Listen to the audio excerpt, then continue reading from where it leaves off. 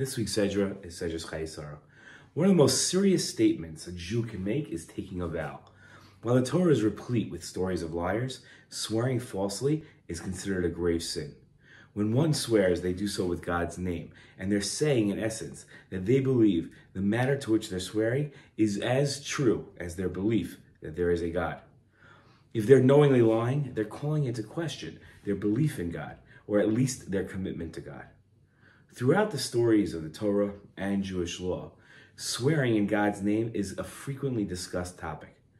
The forefathers continuously asked others to swear, and in Jewish law, in halacha, certain plaintiffs must back their claims by swearing to the veracity of their contentions. It was well known that most plaintiffs would sooner forego winning their cases than swear by God's name to the truth of their claims.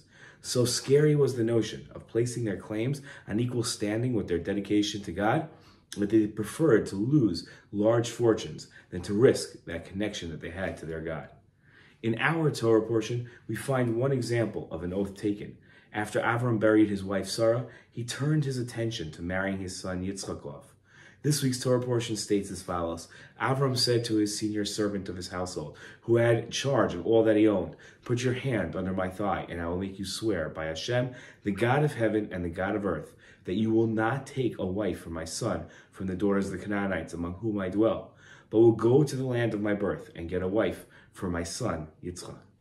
The great Torah scholars debated the meaning of the phrase describing God as the God of the heaven and God of the earth. Why did Avraham need to add this line to his statement to his servant Eliezer? What was the underlying message Avraham was trying to convey to his servant? It's on this point that our Torah scholars disagree. Even Ezra wrote that God described in our verse as the God of heaven and the God of earth because it is ordained in heaven which people on earth will be united in matrimony to each other.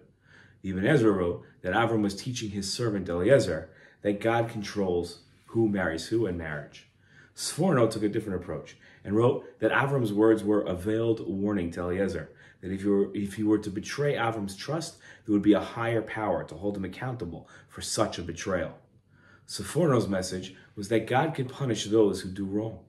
The Radak, our third opinion, wrote that the meaning is that the same God who is ruler in the heavens also exercises his control down here on earth. Do not think that if you do not honor an oath made to God in heaven, that failure to honor it would not have negative consequences for you here on earth. The Radak's point is Avraham was teaching Eliezer that God controls everything.